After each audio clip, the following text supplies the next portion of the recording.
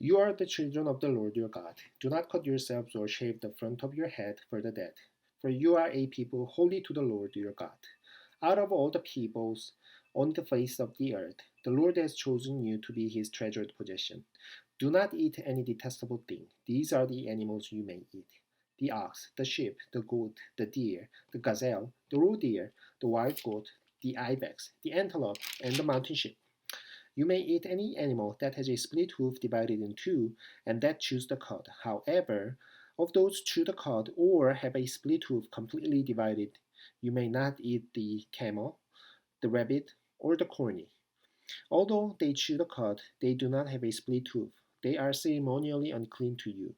The pig is also unclean. Although it has a split hoof, it does not chew the cud. You are not to eat their meat or touch their carcasses. Of all those creatures living in the water, you may eat any that has fins and scales. But anything that does not have fins and scales, you may not eat. For you it is unclean. You may eat any clean bird, but these you may not eat: the eagle, the vulture, the black vulture, the red kite, the black kite, any kind of falcon, any kind of raven, the horned owl, the screech owl, the gull, and any kind of hawk, the little owl, the great owl, the white owl, the desert owl, the osprey, the cormorant, the stork, any kind of heron, the hoopie, and the bat. All flying insects that swarm are unclean to you. Do not eat them. But any winged creature that is clean, you may eat.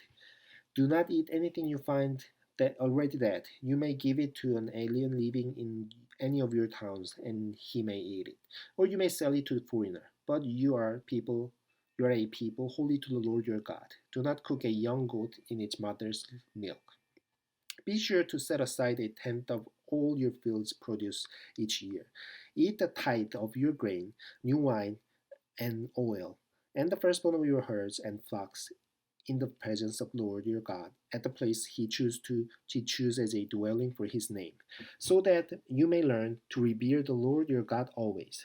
But if the place is too distant and you have been blessed by the Lord your God and cannot carry your tithe because the place where the Lord will choose to put his name is so far away, then exchange your tithe for the silver, and take the silver with you and go to the place the Lord your God will choose. Use the silver to buy whatever you like: cattle, sheep, wine, or any other fermented drink, or anything you wish.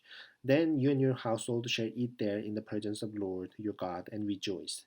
And do not neglect the Levites living in your towns, for they have no allotment or inheritance of their own.